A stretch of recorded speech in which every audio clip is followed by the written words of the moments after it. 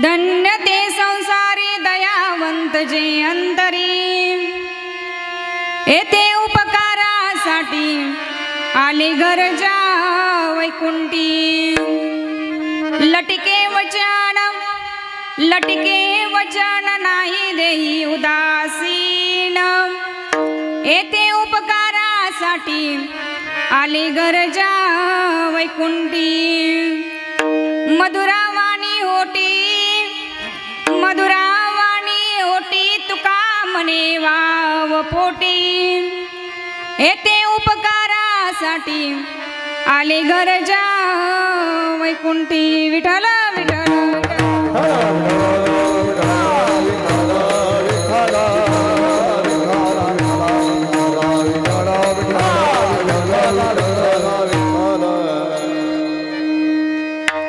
समचरण सरोज सांद्र नीलांबुदामं जगननीत पाणी मंडनं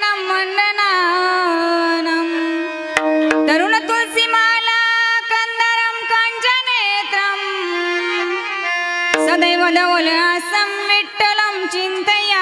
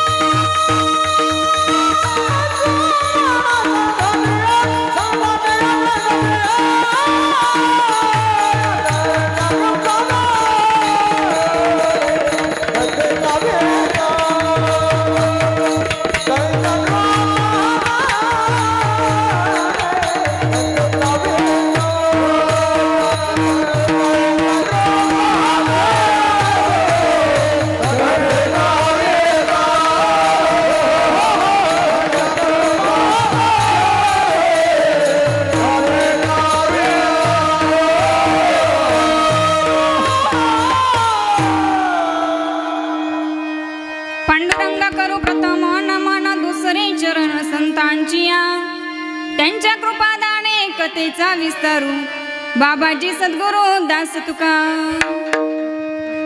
कलावज्ञ जीवो दरार्तावतारम कलाकांक तेजोदिका मोदिवक्रम कलानीशवादापनोदार्यदक्षम समाधिस्थ मूर्तिं भजे ज्ञानदेवम् नमो ज्ञानेश्वर नमो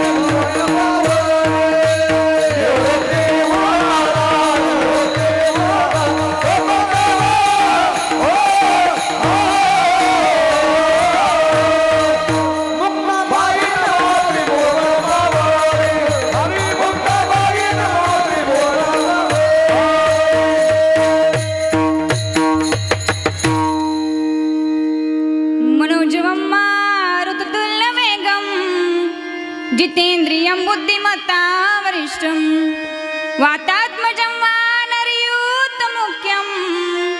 श्रीरामदूतं शरणं प्रपद्ये श्रीरामदूतं शरणं प्रपद्ये जिथे ज्ञान विज्ञान संजीवोते जिथे योग विद्येस सामर्थ्यते जिथे मानवाला मिळे मोक्ष गाथा तुझ्या पायरीसी सदा नम्र माथा नवी पूल अश्वत्थ वृक्षासाले तुझे गीतो विसवे वेद झाले तुझ्या शब्द शब्दात सायुजनाथा तुझ्या पायरीसी सदा नम्र माथा तुझ्या मंदिरियार्थ जीवास तृप्ती तुझ्या दर्शनी लोक स्वानंद गीती श्रुती धन्य झाल्या तुझे गीत गाता तुझ्या पायरीसी सदा नम्र माता हा विश्वाचा तो गुरु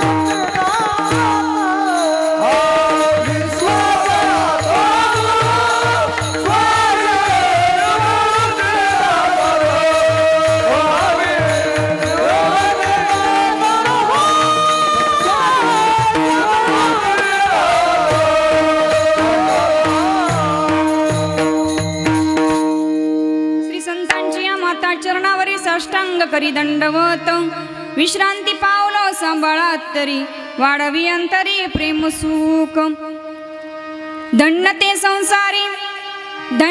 संसारी दयावंत जे अंतरी येथे उपकारासाठी आली गरजा वैकुंठी प्रस्तुत अखिल कोट ब्रह्मांड नायक पंढरीश पांडुरंग परमात्मा माऊली महावैष्णव ज्ञानोबा यांच्या कृपाशीर्वादाने प्रस्तुत प्राप्त प्रसंगी प्राप्त स्थळी निवडलेला अभंग पंचम वेद पंचम अवतारी जगाच्या कल्याणा संतांच्या विभूती असा ज्यांचा अधिकार असे अधिकार संपन्न देऊचे मालक जगद्गुरु तुकोबरा यांचा 4 चरणांचा आणि संसारी व्यक्तींना धन्यता प्राप्त देणारा संतप प्रकरणातील आजचा अभंग चिंतनासाठी निवडला विठ्ठल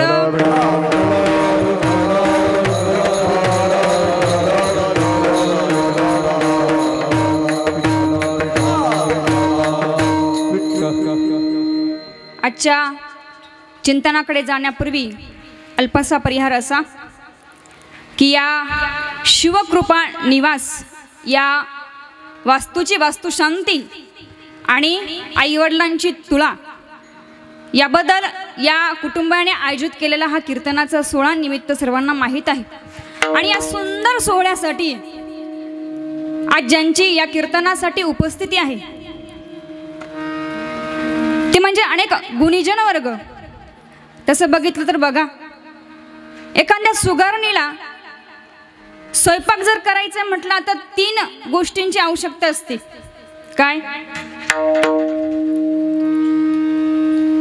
अन्न अग्नी आणि पाणी या 3 गोष्टींशिवाय ती स्वयंपाक करू शकत नाही ती कितीही चांगली सुगारी नसू दे तसंच प्रवचन करता प्रवचन एकट्याने करू शकतो पण कीर्तन मात्र एकटा करू शकत नाही त्याला अनेक गुणीजनांची साथ हवी असतेच मग या ठिकाणी सुंदर असं रंगमंच या ठिकाणी सुंदर असे गुणीजन वर्ग या ठिकाणी उपस्थित आहेत आमचे गायनाचार्य महाराष्ट्राचं नाशिक जिल्ह्याचं वैभव संगीत अलंकार आमचे ऋषिकेशजी महाराज नवले, त्याचप्रमाणे गायनाचार्य भाऊसाहेब महाराज बोराडे, गायनाचार्य कैलास महाराज इंगळे, त्याचप्रमाणे आमचे राजू महाराज काळे, त्याचप्रमाणे आमचे हरळे महाराज, हार्मोनियम वादक आमचे बंधू चंद्रकांत मोरे, त्याचप्रमाणे विनेकरी आणि आजचा आमचा सर्वांचा योग या ठिकाणी आला असं आम्हाला म्हणावं लागेल, कारण ज्यांची प्रमुख उपस्थिती या कार्यक्रमाला आहे ते महाराष्ट्राचे मृदुंगाचार्य मृदुंगमणी विकास महाराज बेलवकर या ठिकाणी उपस्थित आहेत. त्यांचे मनापासून धन्यवाद. जोरदार टाळ्या त्यांच्यासाठी होऊ. या सर्वांची उपस्थिती आहेच, नुसते एवढे असू नाही चालत, ऐकायला कोणीतरी पाहिजे. म्हणून ऐकणारे सर्व सगळे सोयरे मित्रमंडळी मोठ्या संख्येने या ठिकाणी उपस्थित आहेत. तुम्हा सर्वांच्या या ठिकाणी मनपूर्वक धन्यवाद. विठ्ठल.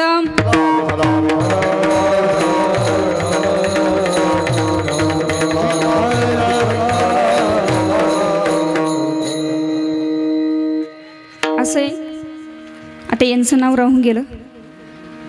जे कीर्तनकाराच्या पोटात असतं ते यांच्या होटात असतं, यांच्या ओटावर असतं ते आमच्या दादांच्या बोटावर असतं, आणि यांना सगळ्यांना जुळवून आणणारं इकडं असतं. एक बिघडलं हे सगळ्यांचं पाणीच झालं. म्हणून त्यांचेही मनपूर्वक अभिनंदन. या ठिकाणी सर्वांची उपस्थिती आणि गोड असा सोहळा या ठिकाणी आपण बघतोय. आणि या सोहळ्यासाठी, या वास्तुशांतीसाठी निवडलेला अभंग संतप प्रकरणातील तुकाराम महाराजांच्या गाथेतील सुंदर असा चरणांचा अभंग आहे. वेळ न दवडता मी लगेचच चिंतनाकडे वळते, कारण आपल्याकडे आता 12 वाजले. तुकोबाराय या संतप प्रकरणामध्ये सांगतायत की धन्य कोण आहे. आता आज या ठिकाणी आपण वास्तुशांतीसाठी उपलब्ध आहोत, किंवा जी तुळा आहे, आईवडिलांची तुला आहे, त्याबद्दल आपण या ठिकाणी उपस्थित आहोत. तसं जर मग बघितलं तर मनुष्य हा समाजशील प्राणी आहे. त्याला अन्न, वस्त्र, निवारा या तिन्ही गोष्टींची आवश्यकता असतेच. अन्न नसेल तो जगू शकत नाही, पाणी नसेल जगू शकत नाही, निवारा नसेल तो जगू शकत नाही. प्राणी असू द्या, पक्षी असू द्या, कोणीही असू द्या. अहो आमची सुगरण बघा ना, सुगरणीचा जर आपण खोपा बघितला तर किती सुंदर विणलेला असतो. म्हणजे प्राणी, पशु, पक्षी हे देखील निवाराशिवाय, घरट्याशिवाय राहू शकत नाही. तर मनुष्याला घरटं बांधावंच लागतं. ते कसं का असेना, खोपा असेल, पत्र्याचं असेल, कौलाचं असेल, भिंती विटांचं असेल, कसं का असेना, पण त्याला निवारा हा करावा लागतो. आमचे माऊली म्हणतात की आपल्या ऊन, वारा आणि पावसापासून आपला आकाश मात्र संरक्षण करू शकत नाही. त्याच्यासाठी निवाराची गरज ही असावीच लागते. म्हणून या ठिकाणी जे काही आज आपण बघतो, जे आमचे अशोक काका आहे, सुनत काकू आहे, यांनी मोठ्या कष्टातून हे वैभव उभं केलं. त्यांच्या पाठीमागे त्यांचे पुत्र आमचे जितूभाऊ असतील, आमचे गणेश भाऊ असतील, त्यांनी अनेक कष्टातून आमच्या जितूभाऊंचं तो गोड कौतुक करावं वाटतं की शेतामध्ये काम करत असताना एखाद्या व्यक्तीचा फोन येतो, महाराज आम्हाला पूजा करायची. फक्त एवढा फोन झाला की शेतातलं काम सोडून लगेच त्या ठिकाणी पूजेसाठी उपलब्ध असतात. मग ही वास्तू कशासाठी केली जाते, किंवा वास्तुशांती का करावी, नवचंडी का करावी. घर तर महत्वाचंच आहे, पण त्याची वास्तुशांती सुद्धा महत्वाची आहे. नुसती कलश पूजा करून होणार नाही, तर नवचंडीची पूजा करावी लागते, वास्तुशांती ही करावंच लागते. याच्या मागे काय कारण, आपण जर बघितलं, घराचं बांधकाम करायचं असेल त्याच्यासाठी जे साहित्य लागतं, वाळू असेल, विटा असतील, हे सर्व साहित्य कुठून आणतो हे आपल्याला माहीत नाही. वाळू ज्या ठिकाणून आणतो ती वाळू आणत असताना ती जागा पवित्र आहे का. कारण जागेचं महत्व खूप मोठं सांगितलेलं आहे. समजा त्या जागेवरून चालत असताना आपण कितीही सकारात्मक असू द्या, आपल्या मनात चांगले विचार असू द्या, पण त्या जागेवर गेल्यानंतर ज्या ठिकाणी जी जागा दोषयुक्त आहे त्या जागेवर गेल्यानंतर माणसाचे विचार आपसुकच नकारार्थी बनत असतात. सहज उदाहरण जर सांगून जायचं असेल तर रामायणातील कथा सर्वांना माहिती आहे. प्रभू रामचंद्र, सीतामय्या आणि लक्ष्मणजी तिघाही वनवासाला गेले आणि जात असताना, प्रवास करत असताना, जंगलातून प्रवास करत असताना आता तिघही शुद्ध अंतःकरणाची, सीतामय्या ही शुद्ध अंतःकरणाची आणि लक्ष्मणजी शुद्ध अंतःकरणाचे. भगवान परमात्म्याचं काही विचारायचंच नाही,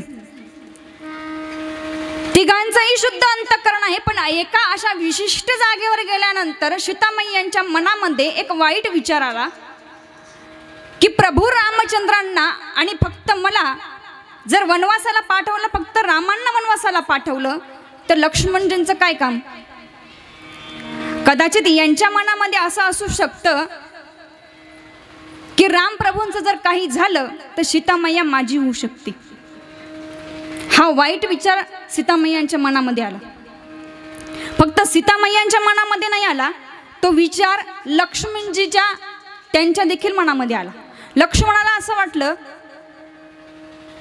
वनवास हा प्रभू रामचंद्रांना होता, तर माझं यायचं काय कारण?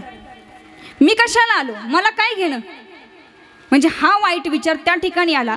आणि थोडंसं अंतर पुढे जाऊन एका साधूंचा, एका ऋषींचा आश्रम लागलं, पर्णकुटिका लागली आणि त्या ठिकाणी गेल्यानंतर दोघांचे विचार, दोघांनाही पश्चाताप झाला का हा विचार आपल्या मनामध्ये का आला?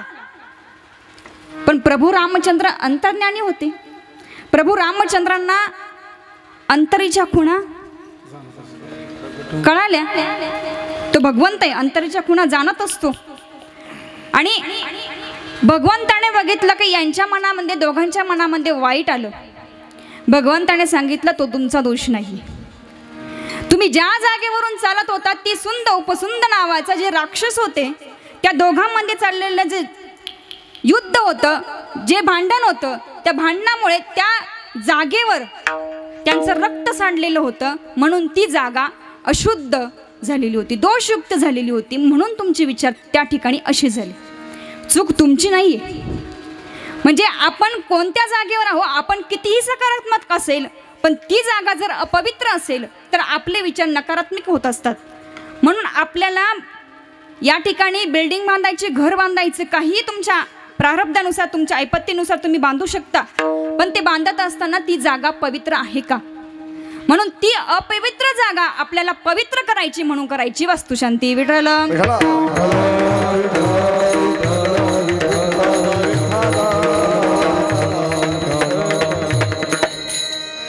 आणि हा सर्व शास्त्रांचा अभ्यास आमच्या जितूभाऊंना माहिती, त्यांना सांगायची गरज नाही आहे. कारण लोकांचेच घरं बांधायचे असेल, कोणती पूजा करायची असेल तर शास्त्रानुसार ते स्वतःच काढून देत असतात. म्हणून त्यांना सांगायची गरज नाही. पण जगद्गुरु तुकोबराय आपल्याला या अभंगात तेच सांगतात की जे संसारी आहेत, जे संसार आहेत त्यांना धन्य का म्हणायचं? कारण या शास्त्रांचा अभ्यास करून जो वागतो, जो धर्म म्हणून जगतो, जो संसार करूनही भगवंताची सेवा करतो, जो संसार करूनही परमार्थ करतो, त्याला धन्य म्हणावं. आणि आज मला असं वाटतं आज जितूभाऊंना सुद्धा धन्यता द्यायला काहीच हरकत नाही. अभंगाचं पहिलं धन्य ते संसारी, धन्य ते संसारी, धन्य ते संसारी, धन्य ते संसारी, धन्य ते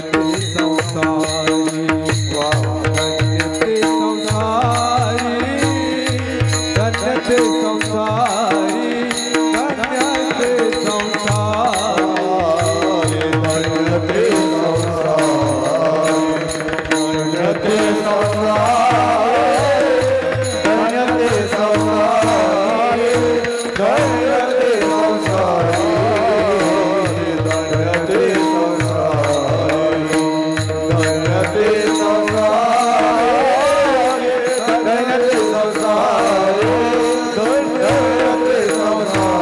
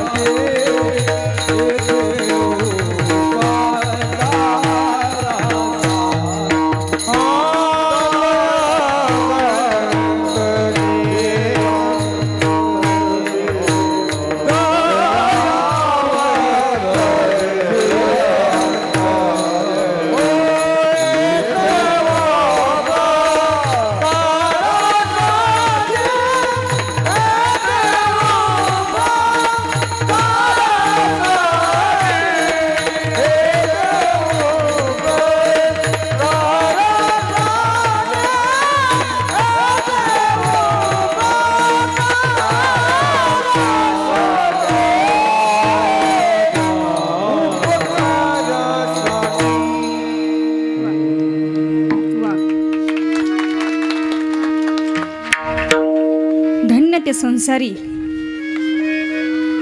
जे संसार करतात करतात देखील परमार्थ करतात, तुकोबराय त्यांना धन्यता प्राप्त करतात, किती धन्यवान आहेत. संन्यासी योगी पुरुष यांच्या मागे संसाराचं टेन्शन नसतं, फक्त भगवंताचं भजन करायचं. पण संसारात असूनही जो भगवंत परमार्थ भजन करत राहतो त्याला तुकोबरायांनी धन्यता दिलेली आहे. आणि या ठिकाणी या सोहळ्याच्या निमित्ताने मी आज धन्यता दिली या कुटुंबाला. कारण वास्तुशांती जर म्हटलं तर सगळ्या गोष्टींचा विचार करावा लागतो. मी आधीच सांगितलं की जागेचा विचार करावा लागतो. जागा झाल्यानंतर आपण ज्या ठिकाणून विटा आणतो किंवा वाळू आणतो, आता समजा वाळू आणायची आहे, वाळू आणत असताना ती जागा कशी तुम्हाला माहिती आहे का? ती जागा कशी तुम्हाला माहित नाही. यदा कदाचित वाळू आणत असताना आता ती नदीतून आणावी लागते, बरोबर ना? नदीतून आणायची म्हटल्यानंतर एखाद्या व्यक्तीने त्या ठिकाणी जीव दिलेला असेल तर ती वाळू अपवित्र होत असते. आणि तीच वाळू आपण आपल्या घराला वापरतो. ती वाळू आपण वापरल्यानंतर किंवा विटा आणतो, विटा थापणारा जो मनुष्य असतो तो विटा थापत असताना त्याच्या मनामध्ये कोणते विचार चाललेले आहे हे आपल्याला माहिती आहे का? त्याच्या मनामध्ये नकारात्मक विचार जर चालू असतील तर ते गुण त्या विटांमध्ये येत असतात आणि त्याच विटा आपण आपल्या घरांना वापरत असतो. तेच काय, जर आपल्याला त्या ठिकाणी बांधकाम करायचंय आणि बांधकाम करत असताना यदा कदाचित त्या ठिकाणी एखादं झाड आहे, त्या झाडावर पक्ष्यांचं घरटं आहे, पक्ष्यांच्या घरटामध्ये अंडे आहे, पिल्ल आहे, आणि आपण ते झाड तोडलं, झाडाचं तर पाप लागतच. पण झाड तोडल्यानंतर जे घरटं आहे, जे अंडे आहेत ते सुद्धा त्या ठिकाणी पडले जातात. विचार करा, दुसऱ्यांचं घरटं पाडून आपलं घरटं त्या ठिकाणी उभं करायचं, किती मोठं महापातक आपल्या नशिबी लागतं. मग हे पाप आपल्याला लागू नये म्हणून उदक शांती करायची असते, म्हणून वास्तू शांती करायची असते. समजा त्या जागेवर अनेक किड्या मुंग्या आहे, मुंग्यांचे जर वारुळ बघितले आपण, असंख्य लाखो प्रकारच्या अनेक असंख्य मुंग्या त्याच्यामध्ये असतात. किती दिवसांपासून ते अन्न त्या ठिकाणी जमा करत असतात आणि ते घरटं आपण क्षणामध्ये त्यांचं पाडून टाकतो, उद्ध्वस्त करतो. किती मुंग्यांना आपण हाताने मारून टाकतो. ते पाप आपल्याला लागतं, ते पाप त्या जागेला लागतं. म्हणून करायची असते वास्तुशांती. विठ्ठल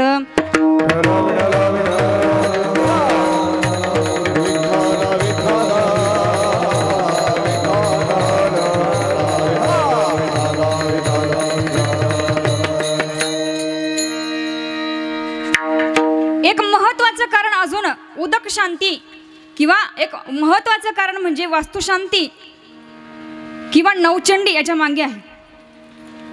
ज्या पूर्वजांनी ही जमीन आपल्यासाठी कमावून ठेवलेली आहे,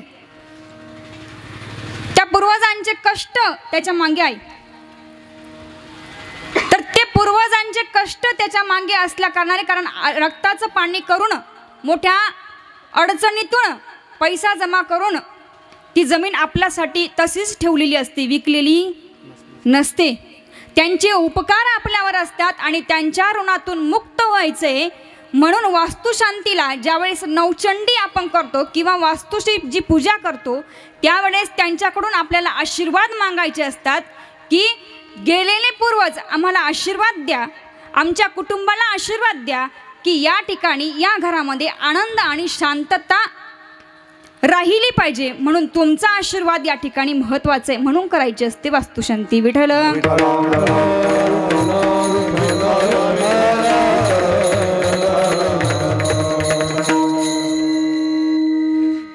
नवचंडी जे 9 ठिकाणी गणेश मंडलापासून सर्व पूजा त्या ठिकाणी मांडलेली असते. आपण जर बघितलं तर गुरूंनी सर्व पूजा मांडलेली आहे, उत्तम प्रकारची सुंदर प्रकारची पूजा त्या ठिकाणी मांडलेली.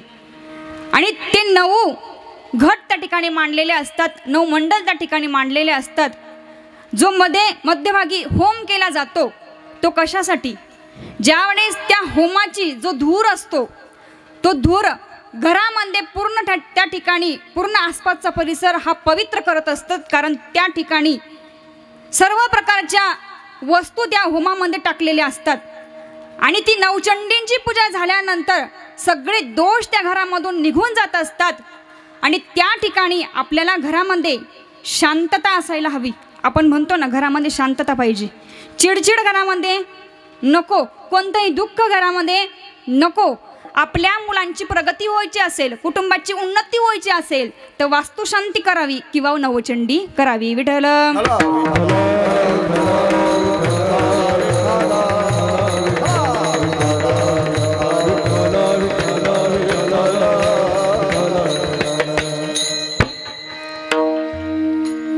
आपण बघतो की वास्तुशांती का करावी, नवचंडी का करावी? कारण असं आहे, ज्या वेळेस सर्व पूजा आपली परिपूर्ण होते आणि पूजा पूर्ण झाल्यानंतर ती वास्तू त्या घरातल्यांना जे काही बोलतील त्याच्यावर ते तथास्तु करत असतात. काय करत असतात? तथास्तु करत असतात. आपण घरामध्ये असल्यानंतर, आता आमच्या महिला मंडळ आहे, कोणतं घर असं आहे की त्या घरामध्ये भांडण होत नाही? कोणतं घर असं आहे की भांडण होतच नाही? होतच. सासू सासऱ्यांचं होईल, सासू सुनाचं होईल किंवा नवरा बायकोचं होईल, कोणाचं तरी भांडण हे होतच असतं. आणि आमच्या महिला मंडळांना खूप सवय असते. काय? माझ्या आईवडिलांनी खूप शिकवलं आणि बंगला बांधून या बंगल्यावाल्याच्या हवाली केलं आणि मला फाशी दिलं म्हणतात ना महिला मंडळ. ती वास्तू काय म्हणत असते त्यावेळेस माहिती आहे का? तथास्तु. काय म्हणत असते? तथास्तु. मग आपण बोलत असताना त्या घरामध्ये विचार करून बोलायचे, कारण ती तथास्तु म्हणत असते. तथास्तु म्हणजे काय? हे होणारच, भांडणं होणारच, तुझं रडगाणं कायमचं चालू राहणारच. मग आपल्याला घरामध्ये शांतता राहायची असेल, आपल्या घराची उन्नती व्हायची असेल तर आपल्या घरामध्ये आपले विचार सकारात्मक असायला हवे, नकारात्मक नको. कारण वास्तू तथास्तु म्हणत असते. तिनं जर तथास्तु म्हटलं आणि आपलं आयुष्यभर रडगाणं असंच चालू राहिलं तर ती कायमस्वरूपी आपल्याला तथास्तु म्हणत राहील आणि कायमस्वरूपात पाणी येतं. का? कारण कापलेलं आहे. तसं दयावंत कुणाला म्हणावं? समोरच्याचं दुःख बघितल्यानंतर आपल्या अंतःकरणामध्ये दुःख निर्माण होतं, त्याला म्हणावं दयावंत. तुकाराम महाराज म्हणतात, संसारी जे आहे, जी धन्यता त्यांना प्राप्त केलेली आहे ते संसारी कसे असावे? ते दयावंत असावे, दयावान नसावे. दयावान म्हणजे काय? वरचीवर दाखवणारे, ढोंगीपणा दाखवणारे त्यांना दयावान. पण दयावंत कोण? ज्याच्या अंतःकरणामध्ये दुसऱ्याचं दुःख पाहून तळमळ होते त्याला दयावंत म्हणावं. आणि तुकाराम महाराज त्यांना धन्यता प्राप्त करतात. धन्य ते संसारी. म्हणून या तुकाराम महाराज म्हणतात की आम्ही धन्य आहोत. आम्ही पण, संत मंडळी पण संसार केला ना. त्यांनी भजन करायला सांगितलं म्हणजे संसार सोडून द्या असं सांगितलं का? नाही, संसारही करायचा आणि भजन करावे वेळोवेळी.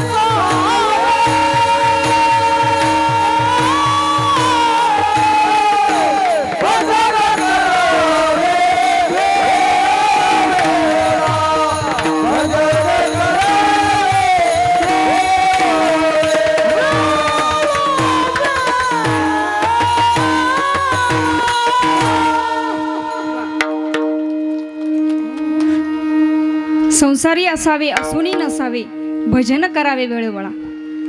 संसारामध्ये असावं कसं हो? जसा उंबऱ्यामध्ये दिवा प्रज्वलित केला तर त्याचा प्रकाश हा बाहेरही पडतो आणि आताही पडतो, तसं आपलं जीवन असावं. जीवन जगत असताना एका बाजूने संसारही करायचा आहे आणि एका बाजूने परमार्थही करायचा आहे. आमचे एकनाथ महाराज आणि गिरिजामाता बघितलं तर संसारही उत्तम होता आणि परमार्थही पराकोटीचा होता.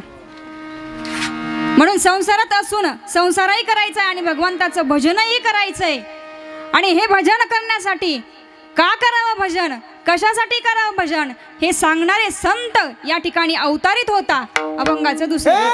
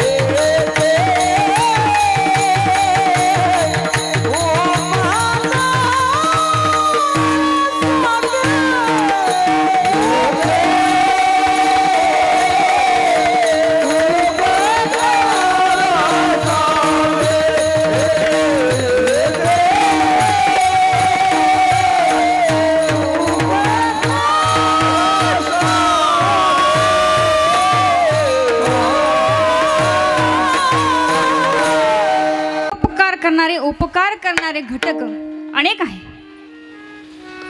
परोपकाराय वहंती नद्या, परोपकाराय फलंती वृक्षा, परोपकाराय दुहंती गावा, परोपकाराय इदं शरीरम. परोपकार करणाऱ्या, उपकार करणाऱ्या अनेक घटना आपल्याला निसर्गात, वस्तू निसर्गामध्ये आहेच. पण संत असे, संत हे अवताराला येत असतात. जीव हा जन्माला येत असतो, संतांचा अवतार होत असतो आणि भगवंताला आणावं लागतं. जीव जन्माला काय येतो? अघा कर्मी जी उरावे, ते सुख दुःखे फळावे, तया ते भोगायावे देहा एका. त्याचं राहिलेलं कर्म मागचं फेडण्यासाठी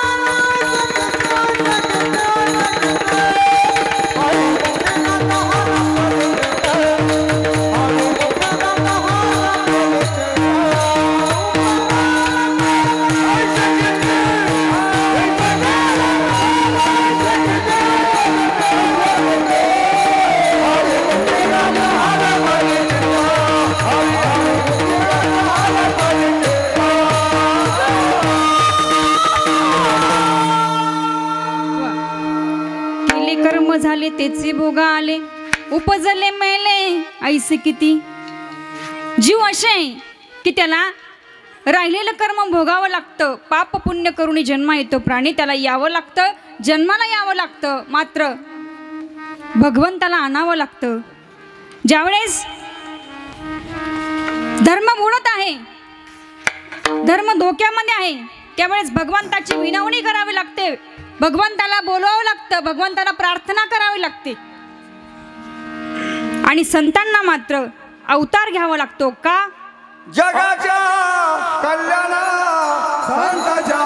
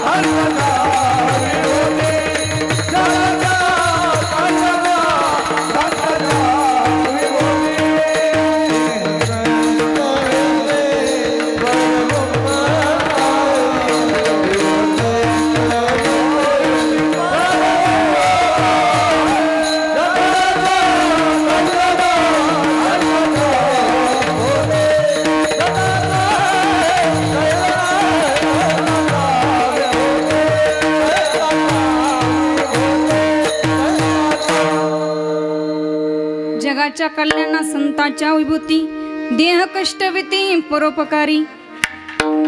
जगाच्या कल्याणाकरता संतांना असं वाटतं की हे जीव कुठेतरी आडमार्गाने चाललेले आहेत, त्यांचा रस्ता चुकलेला आहे आणि योग्य रस्त्यावर त्यांना आणायचं आहे, म्हणून संत अवताराला येत असतात. आता जर बघितलं, देव आणि संत यांच्यामध्ये काय फरक हो? देवते संत निमित्त त्या प्रतिमा. भगवंत म्हणतात देवभूमी वेगळी आहे आणि आपली ही महाराष्ट्र भूमी ही संतांची भूमी आहे, आणि या ठिकाणी संत अवतारित झाले. आमच्या जगद्गुरु तुकोबारायांनी देखील या ठिकाणी अवतार धारण केला. देहू अशा या पवित्र ठिकाणी आमच्या बोलोबा काकांच्या आणि कणकाई मातेच्या पोटी आमच्या तुकोबरायांनी जन्म घेतला. पण ते तुकोबराय कोण हो? ब्रह्माचा अवतार. आपण जर वेदामध्ये बघितलं तर वेदामध्ये ब्रह्म कोणाला म्हणतात? ब्रह्म हे सगुण आहे की निर्गुण आहे? वेद काय सांगतं? ब्रह्म हे निर्गुण आहे, वेद सांगतं.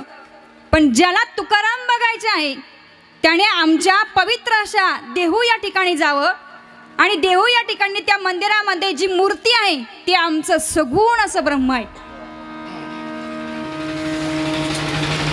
ते ब्रह्म या महाराष्ट्रामध्ये अवतारित झालं. पंचम अवतारी असं तुकोबरायांना म्हणतात. आणि असे तुकोबराय या ठिकाणी अवतार धारण करून या जगाला ज्ञान देत आहेत.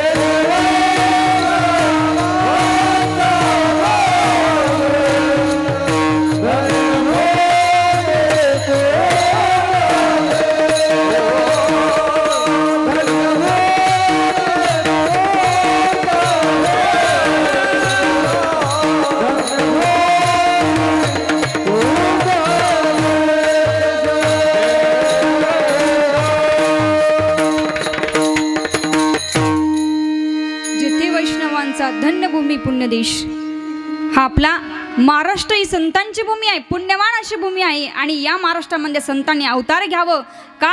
कारण हे जडजीव हे अडराणे चाललेले आहे, अडमार्गाने चाललेले आहेत, दुसऱ्या मार्गाने चाललेले आहेत. जिथे सुख पाहिजे ते सुख मिळवायचं सोडून ते फक्त गुंतून बसतायत. आणि या संसारामध्ये नुसतं गुंतून बसायचं नाही, तर संसार करता करता भजन करायचंय, परमार्थ करायचंय.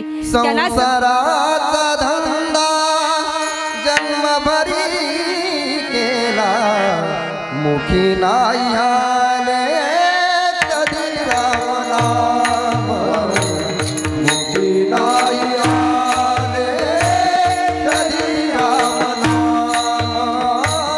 संसाराचा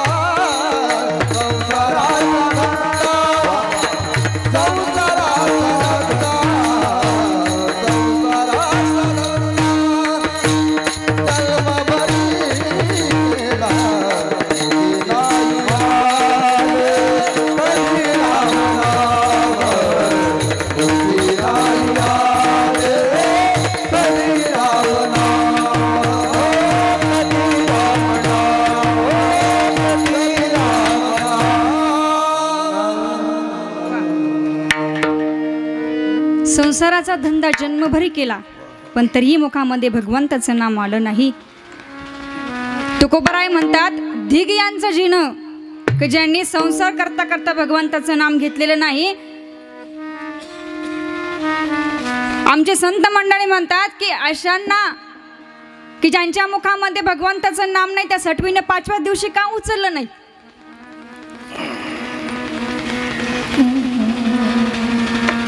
ज्यांना भगवंताचं नाम घ्यायचं नाही, कारण सटवी जर माहिती तर नशीब लिहून जाते. मग तिला माहीत होतं ना का भगवंताचं भजन करणार नाही, तिनं ठेवलंच कशाला? आणि तुकोबराय म्हणतात की जे भगवंताचं भजन करतात आणि संसारही करतात, धन्य ते संसारी, ते संसारी धन्य आहेत. जे तुकोबराय या ठिकाणी तत्वज्ञान ज्या लोकांना समजत नव्हतं ते तत्वज्ञान आपल्या डोळ्यासमोर आणलं, आपल्याला वाचता येईल, आपल्याला समजल असं जे तत्वज्ञान आपल्या समोर आणलं ते जगद्गुरु तुकोबराय. आणि आज महत्त्वाची गोष्ट म्हणजे आज तुकाराम बीज आहे. पवित्र अशा दिनी आजचा हा सोहळा, तसं बघितलं तर मी हा अभंग त्याच्यासाठीच निवडला. सुरुवातीला धन्य ते संसारी पण सांगायचे, वास्तुशांती पण सांगायची, आणि आज तुकाराम बीज पण सांगायचं, नंतर तुळा पण सांगायची. आज तुकाराम बीज. जगाच्या कल्याणा संतांच्या विभूती, जगाच्या कल्याणासाठी ज्यांनी अवतार घेतला, धारण केला, जगाला ज्ञान दिलं, उपदेश केले, प्रार्थना केली, पण तरी जग चांगल्या मार्गाला लागलेलं. उत्तरार्ध तुम्ही बोला. चांगल्या मार्गाला लागलेलं? हां, नाही, अजूनही लागलेलं नाही. संत मंडळींनी वेळोवेळी उपदेश केला, जागा करण्याचा प्रयत्न केला. अरे बाबा,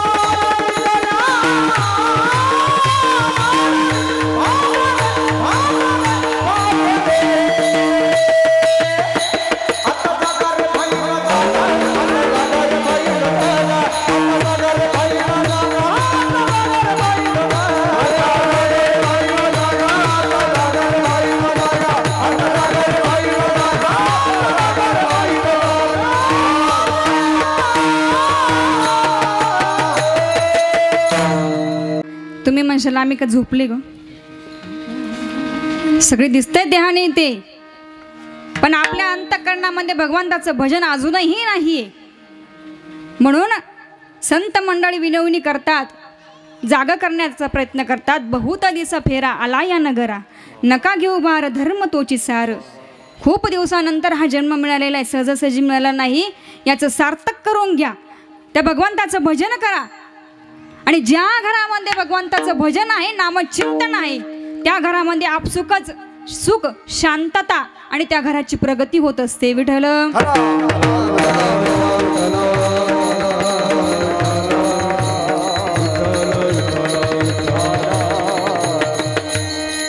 असे जगद्गुरु तुकोबराय समाजाला जरीही अजूनपर्यंत कळालं नाही, शिवा देऊन बघितल्या, उपदेश करून बघितलं, सगळं काही करून बघितलं, आणि आता तुकोबरायांना असं वाटतं आता यांच्या पायाला तरी लागावं.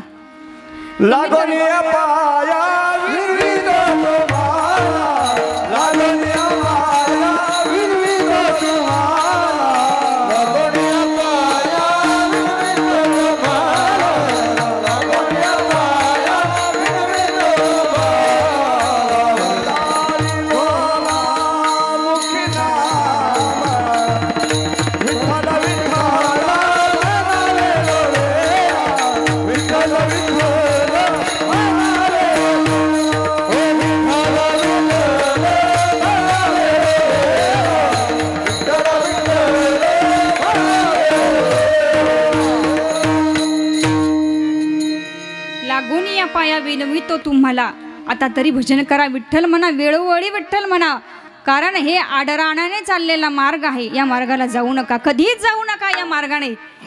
आणि त्या मार्गाने जर तुम्ही गेला तर तुमच्या मोक्षापर्यंत तुम्ही पोहोचणार नाही, तुमच्या साध्यापर्यंत तुम्ही पोहोचणार नाही. म्हणून संसार करता करता भगवंताचं भजन करायचं असे जगद्गुरु तुकोबराय सर्वांना सांगून गेले. आणि असे जगद्गुरु तुकोबराय यांनी आज जर आपण देहूला बघितलं तर सर्वांच्या नजरा या देहूकडे लागलेल्या आहे. जो आमचा वृक्ष आहे, कोणता? नांदुरकी वृक्ष. सर्वांचे डोळे त्या नांदुरकी वृक्षाकडे लागलेले आहे. का? कारण जगद्गुरु तुकोबराय यांचं कार्य संपल्यानंतर पांडुरंग त्यांना बोलावतो. एकादशी पासून ते आजच्या दिवसापर्यंत कंप्लीट 8 दिवस भगवंत तुकोबरायांची वाट बघतात. भगवंत म्हणतात की त्या नांदुरकी वृक्षाखाली आता जर बघितलं आपण तर सतत भगवंताचं भजन, भगवंताचं नामचिंतन, आयुष्यभर भजन केलं. आणि आगल्या दिवशी तुकोबरायांच्या स्वप्नामध्ये भगवंताने जाऊन सांगितलं की आम्ही तुमची वाट बघतोय, आता 1 दिवस राहिला, रात्रभर तुम्ही भजन करून घ्या. आणि भजन करून झाल्यानंतर दुसऱ्या दिवशी सकाळी आपल्याला वैकुंठाला जायचे. तुकोबरायांनी म्हणावं रात्रभर भजन करावं आणि सकाळी म्हणावं आवली चलती का ग वैकुंठाला? आवली म्हणते रोजचंच रडगाणं, वैकुंठाला चला, वैकुंठाला चला. इथं म्हैस प्रसूतीला व्हायला आली, तिला कोण बघणार? तुमच्याबरोबर येऊन काय करू? रोजच टाळ कुटायचा धंदा. आता रोजच तुकोबराय म्हणायचे चला वैकुंठाला, चला वैकुंठाला. आजही म्हणत असतील चला वैकुंठाला. आवलीने लक्ष दिलं नाही. पुढे जाऊन आवलीने जोरात आवाज दिला, जा पण लवकर या. ते मात्र येण्यासाठी चालले नाही. सगळे 14 टाळकरी त्यांच्या सोबत आहे, भट्ट देखील सोबत आहे, सगळे सोबत आहे, गंगाराम मवाळ आहे, सर्व सोबत निघाले. भजन नामस्मरण करत तल्लीन होऊन चाललेले आहेत. आणि नांदुरकीच्या वृक्षाखाली बसले आणि त्या ठिकाणी नामस्मरण आणि भजन करू लागले. आणि त्याच ठिकाणी तुकोबराय मात्र गुप्त झाले.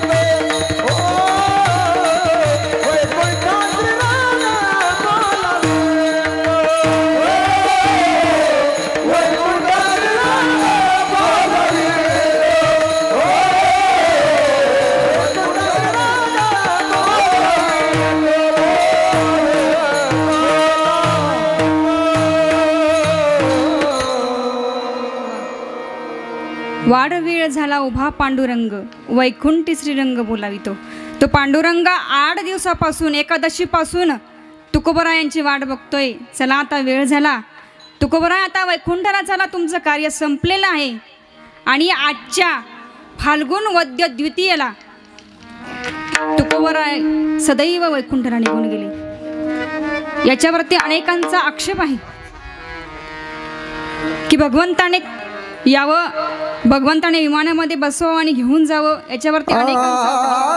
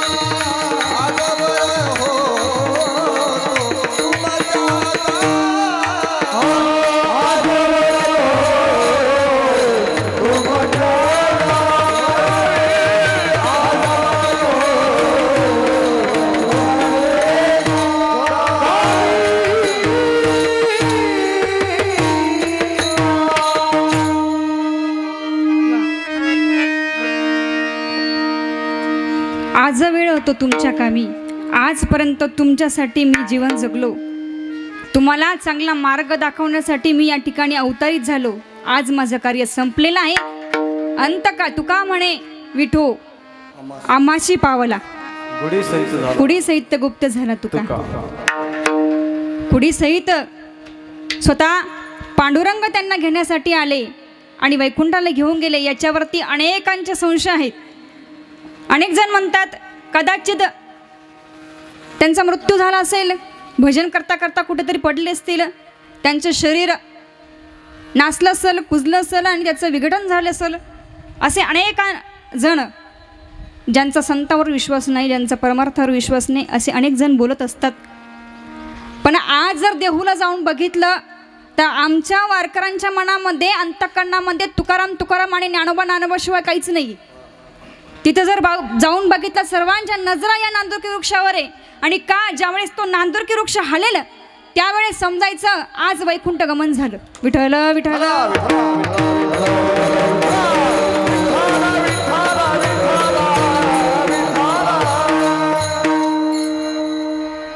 असे तुकोबराय या ठिकाणी अवतार धारण केला, जगाला मार्ग दाखवण्यासाठी, जगजीवांचा उद्धार करण्यासाठी संत अवतारित झाले. आणि या अभंगामध्ये जगद्गुरु तुकोबराय तेच सांगतात, बाबांना संसार करा पण संसार करता करता दयावान व्हा.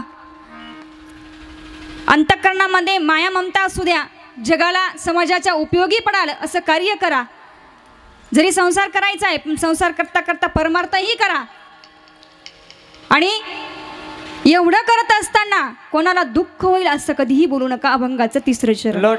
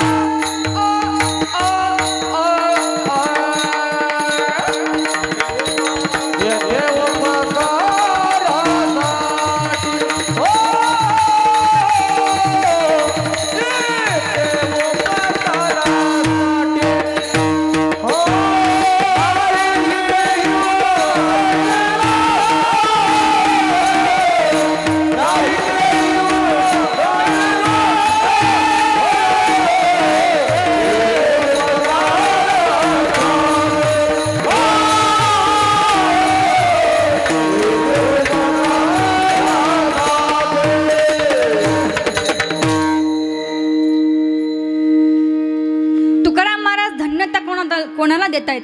कोणत्या संसारिकांना धन्यता देत आहेत की जे दयावान आहेत, ज्यांच्या अंतःकरणामध्ये तळमळ आहेत, माया ममता आहेत? एवढंच नाही, संसार करत असताना ज्यांच्या मुखामधून सोज्वळ अशी वाणी बाहेर निघते, कुणाला दुःख होणार नाही असं कधी त्यांचं बोलणंच नसतं. नाही तर काहींचं बोलणं आपल्याला माहीत असतं. चांगलं जरी बोललं पण इतकं जोरात असतं की ते समोरच्याला असं वाटतं की आपल्यावर धावून येतं का काय, असं बोलणं असतं. पण असं बोलणं घरामध्ये बोलू नये. तुम्हाला आधीच सांगितलं, वास्तू काय म्हणते तथास्तु.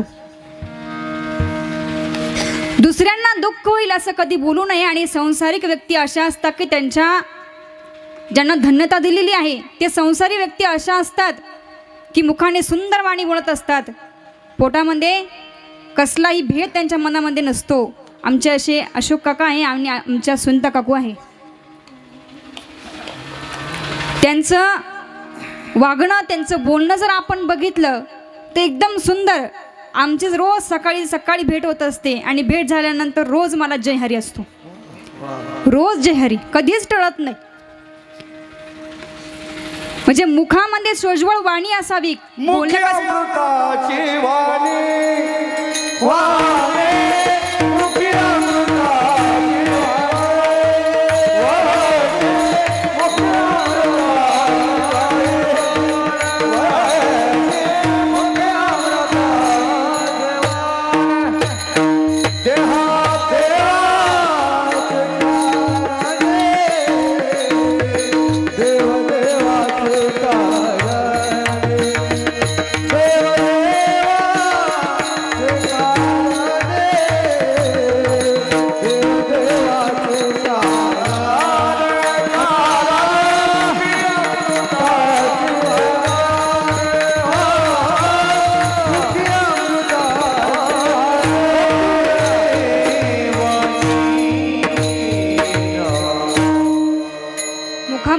वाणी कशी असावी?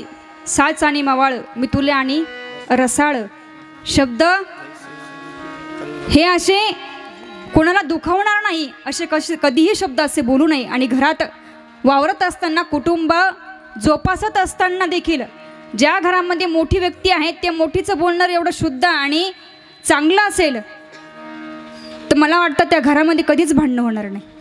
कारण कर्ता पुरुष जर गोड बोलणारा आणि चांगला असेल तर ते कुटुंब देखील चांगलं आणि संस्कारितच होत असतं. म्हणून वास्तू बांधायची म्हणजे नुसतं घर बांधायचं एवढं मर्यादित नाहीये. त्यामध्ये असणारे संस्कार, त्यामध्ये असणारं व्यक्तींचं बोलणं, या सर्व गोष्टी त्याला कारणीभूत आहे. आणि असेच आमचे अशोक काका आणि सुनीता काकू, या काका आणि काकूंच्या एवढं मोठं ऋण या कुटुंबावर आहे. तसं आईवडिलांचं ऋण इतकं मोठं असतं, कितीही दान केलं तरीही आपले त्या दानातून आपण उतराई होऊ शकत नाही, कितीही करा. कारण मातृदेवो भव आणि पितृदेवो भव असं सांगितलेलं आहे. मातेला आणि पितांना देवापेक्षाही श्रेष्ठ मान आहे. त्यांचे उपकार आपल्यावर एवढे आहे की आपण त्या उपकारातून उतराईच होऊ शकत नाही. आईवडिलांवर अनेक कविता आहेत, त्या सर्व कविता त्यांच्या पुढे फिके वाटतात. केले उपकार सांगो मे काय,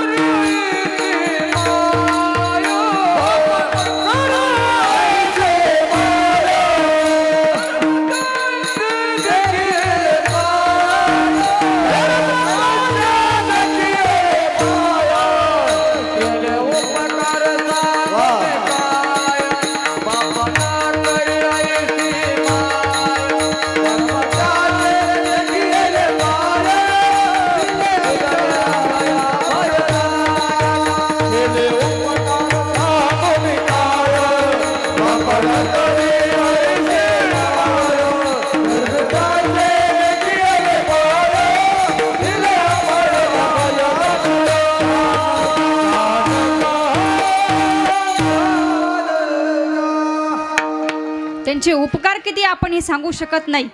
आज काका आणि काकूंनी एवढे उपकार या कुटुंबावर करून ठेवले. आज जरी वास्तू या ठिकाणी बांधलेली असेल, पण वास्तू फक्त जितू भाऊ आणि गणेश भाऊ बांधू शकत नाही. त्याच्या मागे त्यांच्या आईवडिलांचे अपार कष्ट आहे. आणि या अपार कष्टांतून आज एवढे कष्ट असताना जमिनीचा एक तुकडाही त्यांनी विकलेला नाही. एवढ्या कष्टातून त्यांनी घर उभं केलं, एवढ्या कष्टातून मुलाबाळांचं शिक्षण केलं. एवढे मोठे कष्ट त्यांच्यावर, ते उपकार त्यांच्यावर आहे. आणि आईवडिलांच्या या उपकारातून, या ऋणातून उतराई व्हायचं म्हणून काहीतरी दान करावं लागतं, त्याला म्हणतात तुला. आणि ही